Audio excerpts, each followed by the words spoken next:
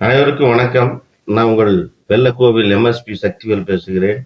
நாடி ஜோதிடர் மற்றும் வாஸ்து நிபுணர்.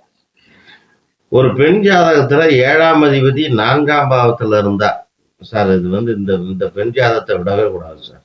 இந்த மாதிரி யாருக்காவது ஒரு பெண் ஜாதகத்துல இருந்து அந்த பெண்ணு கட்டாயம் நீங்க திருமணம் பண்ணிடுங்க.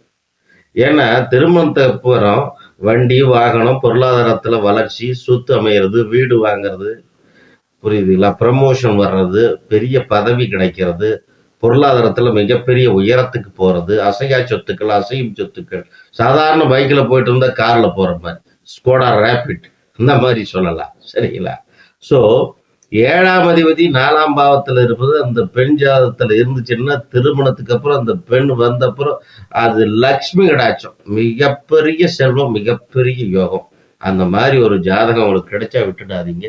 உங்க ஜாதகத்தில் இருக்கான்னு பாருங்க. அனைவருக்கும் நன்றி.